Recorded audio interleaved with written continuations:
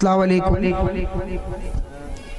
मदरसे के तमाम हजरात का बहुत शुक्रिया जो ने मुझे यहाँ पे बुलाया। हमारी उतनी शोहरत नहीं है कि मैं आपके बीच आऊँ और कुछ कहूँ, लेकिन मदरसों के तलबा का बहुत शुक्रिया जो मुझे यहाँ पे खड़ा होने का मौका दिया और आपके बीच आके बहुत अच्छा लगा। और ख़ास करके शहजाद भाई का बहुत शुक्रिया, उन्होंने मुझे यहाँ बोलने के लिए 2 मिनट का मौका दिया कि आप मदरसे में आइए और आज के हालात हाजरा पे गुफ्तगू करके हमारे मदरसे के जो बच्चे हैं, जो बच्चियां पढ़ रही हैं, उन्हें आगे कैसे और पढ़ाई करनी है कि नहीं करनी है, उस पे आज के जो माहौल है हमारे देश के, उसके कुछ आपको बातें बतलाना चाहूँगा मैं। किसी का एक शेर है, इस तरह हौसले आजमाया करो, मुश्किलें देखकर मुस्कुराया करो, दोने वाले भले ही कम खाया करो, अपने बच्चों को लेकिन पढ़ाया करो। कुरान की एक आयत में है, उस आयत को मुझे प्रॉपरली से याद नहीं है, लेकिन हमने एक मौलाना की बयान में सुना था कि पढ़ाई सिर्फ लड़कों पे मुतस्सिर नहीं है, लड़कियों पे भी पढ़ाई कंपलसरी की गई है। हमारे इस्लाम में इसकी इजाज़त दी जाती है कि हम अपने बच्चियों को ज़्यादा से ज़्यादा तालीम दें, अच्छे से अच्छे ओहदे पे पहुँचाएँ, सिस्टम में पहुँचाएँ, तभी जाके हमारी कौम का भला होगा। हम क्या करते हैं कि बच्चियों को पढ़ाना पसंद नहीं करते, दायरे में रह के पढ़ाइए, कॉन्वेंट में पढ़ाइए, कहीं भी पढ़ाइए, लेकिन उन्हें दायरे में रह के पढ़ाइए। लेकिन आज का जो माहौल है, मुझे बहुत देखकर खुशी हुई, क्योंकि ऐसे प्रोग्राम हमारे मदरसों के बच्चों को देखने को नहीं मिलते हैं। क्योंकि हमने बहुत सारे जगहों पे गए हुए हैं, मेरा मदरसों से बेसिक कोई ताल्लुकात नहीं रहा है, हमने मदरसे से कोई पढ़ाई नहीं की है, लेकिन कुछ कनेक्टिविटी ऐसी रही है कि जो मदरसे के लोगों से जुड़े होने की वजह से मदरसे के 10 साल पहले के हालात और आज के हालात में बहुत फर्क है। पहले सिर्फ दीनी तालीम दी जाती थी मदरसे के अंदर, जो आज के माहौल में बच्चों के लिए नुकसानदायक थी, सिर्फ नुकसानदायक थी। इस्लामी तालीम बहुत अच्छी चीज़ है जो कि हमें पहले उसे देनी है। तहजीब हमें जो सीखने को मिलती है, जो हमें कल्चर सीखने को मिलता है, वो मदरसे से ही सीखने को मिलता है। और उसके बाद हमारी जो दुनियावी तालीम है वो बहुत ज़रूरी है। अगर आप वो तालीम नहीं हासिल करेंगे, दुनिया के किसी मुकाम पे नहीं जा पाएंगे, सिर्फ एक दायरे में रह के सिमट जाएंगे। तो बच्चियों को जो भी तालीम की ज़रूरत होती है, अच्छा लगा, बात को वहीं पे रिपीट करता हूँ कि मदरसों में ये चीज़ें नहीं होती थी, सिर्फ एक जलसा होता था, रात के प्रोग्राम होते थे, मौलाना आते थे, बयान देते थे और बच्चे सुन के घर पे चले जाते थे। लेकिन उन्हें अपना कॉन्फिडेंस जगाने के लिए कभी ऐसे प्रोग्राम ऑर्गेनाइज नहीं करते थे मदरसे में। दायरे में रह के लेडीज़ प्रोग्राम है, उसके हिसाब से देखते हुए प्रोग्राम को ऑर्गेनाइज किया गया। बच्चों को स्टेज पे बुलाया जा रहा है। मदरसे के 10 से 15 साल पहले के बच्चों को अगर मदरसे के किसी बच्चे को खड़ा कर दो 2 मिनट के बोलने के लिए, मुश्किल होता था। लेकिन आज अगर इस तरीके से प्रोग्राम ऑर्गेनाइज करेंगे तो वो किसी भी लेवल पे जाएंगे, किसी भी प्रोग्राम में जाएंगे, बोलने के लिए उन्हें वक्त नहीं लगेगा, उन्हें डर नहीं लगेगा। इस तरीके से प्रोग्राम होना बहुत जरूरी है। दूसरी चीज, सबसे ज्यादा हमें गार्जियन को ध्यान देना होगा। जो पेरेंट्स हैं, जो आपके वालिद वालिदा हैं, उन्हें ध्यान देना होगा। सबसे बड़ी लापरवाही क्या होती है हमारे यहाँ कि बच्चे स्कूल जाते हैं, फीस जमा कर दिए, भेज दिए, काम खत्म हो गया। नहीं, जितना स्कूल के हजरत का काम है उससे ज्यादा कहीं आपका काम है बच्चों की रेख देख करना।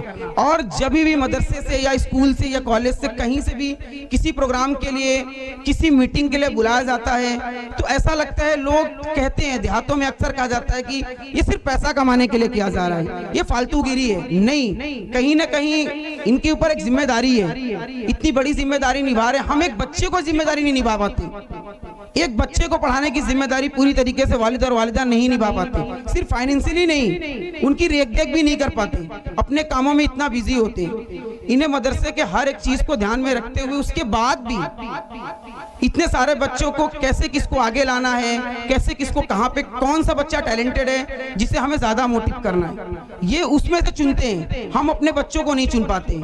तो खास करके यहाँ पे तमाम सारे बच्चों के, जैसे मालूम पड़ा कि उनके वालिदैन आए हुए हैं, तो वालिदा आई हुई हैं, तो एक गुजारिश रहेगी, जब भी लड़कियों की मीटिंग होती है तो वहाँ पे वालिदा का जाना बहुत जरूरी होता है। आप देखेंगे बड़े बड़े शहरों में, बड़े बड़े बिजनेसमैन को देखेंगे, पेरेंट्स मीटिंग में करोड़ों का नुकसान करके कॉलेज की मीटिंग को अटेंड करते हैं बच्चों के लिए। हम किस खेत में काम करते हैं, हमारा घर का काम है, हम उसे छोड़ के एक दिन के लिए बच्चे के लिए नहीं जा पाते।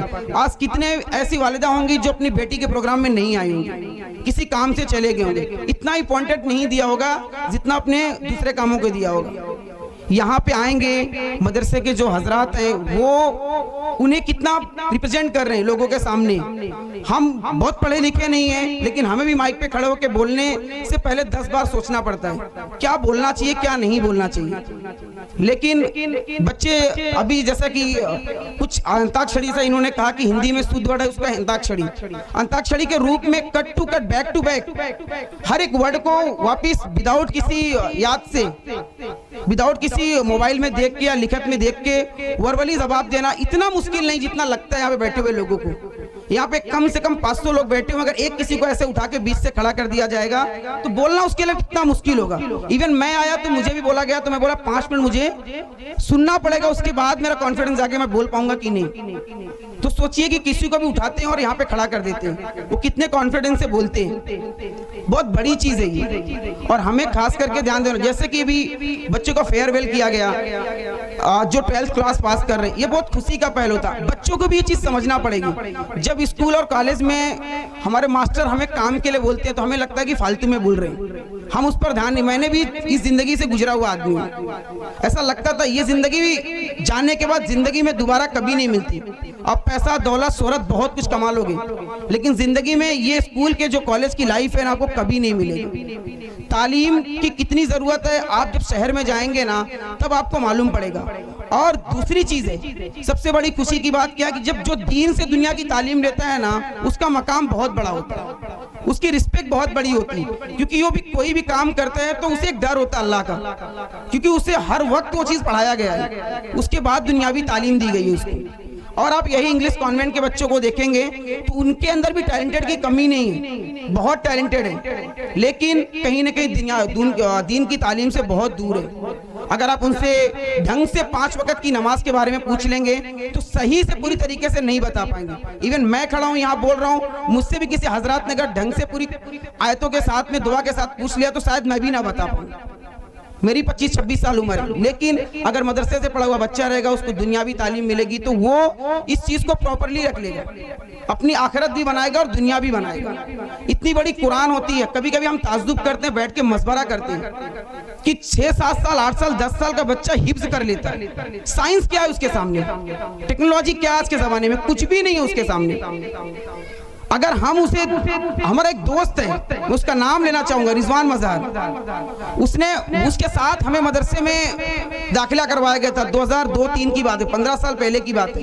हमने नहीं गया क्योंकि मुझे डर रहता था मदरसों में, क्योंकि बहुत कस्टडी होती थी, लेकिन अब वो कस्टडी को खत्म कर दिया गया। पहले बच्चियां पढ़ती थी तो उन्हें डिजिटल से बहुत दूर रखा जाता था, आज कंप्यूटर है, टेक्नोलॉजी है, सारी चीजें मदरसे में दायरे के अंदर, इस्लाम के दायरे के अंदर मुहैया कराई जाती है। उस वक्त में क्या था, सिर्फ और सिर्फ दुनियावी तालीम में जो दीनी तालीम दी जाती थी, वो इंसान ने पढ़ाई की, मदरसे से हिफ्ज किया, मौलाना बनने के बाद उन्होंने दुनियावी तालीम के लिए अलीगढ़ यूनिवर्सिटी से पढ़ाई पूरी की। आज अमेज़न कंपनी में वो जॉब कर रहे हैं, लाखों रुपए की पेमेंट उठा रहे हैं, लेकिन उन्हें दुनिया के साथ साथ दीनी तालीम के हम उनसे मशवरा लेते हैं कि कैसे करना है। तो मदरसों में अभी ये बहुत अच्छा लगता है कि जो दुनियावी तालीम दी जा रही है, कहते हैं कि सिर्फ मदरसों में इस्लाम की शिक्षा दी जाती है, लेकिन नहीं। तो इसमें हमारा आपका बहुत, हमारे जो पेरेंट्स हैं, जो वालिद हैं, इनका फर्ज है। स्कूल के मदरसों के मौलाना जो भी हैं, मास्टर साहब जो भी हैं, वो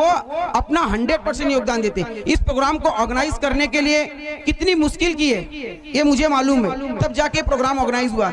लेकिन किसी को बुलाया गया होगा तो नहीं, मुझे तो फोन ही नहीं किया गया था, बच्चे से बोल दिया गया था। हम ये सोच के अपने घर में बैठ जाते और नहीं आते, चलो एक बच्चे का तो प्रोग्राम है। लेकिन जब आएंगे तो मदरसों का हौसला बढ़ेगा, बच्चों का हौसला बढ़ेगा, तब जाके हमारे बच्चे किसी यूनिवर्सिटी, किसी कॉलेज, मदरसे से पढ़ने के बाद किसी जिले के किसी कलेक्टर बनेंगे, लड़कियां बनेंगी, लड़के बनेंगे, सब बनेंगे। लड़कियों का जहन लड़कों के मुकाबले ज्यादा होता है, क्योंकि लड़कों का दिमाग दुनियावी ज्यादा चलता है, क्योंकि वो बाहर की दुनिया में ज्यादा रहते हैं, लड़कियां कम रहती है, बच्चियां कम रहती, इसलिए ज्यादा जहन बनता है उनका। तो खास करके ये प्रोग्राम जिस मकसद से रखा गया था, मैं चाहूंगा कि उस पे आने वाले वक्त में मैं चाहूंगा ये प्रोग्राम और बड़े लेवल पे ऑर्गेनाइज किया जाए, और बड़े लेवल पे किया जाए, और बड़े प्रोग्राम को किया जाए।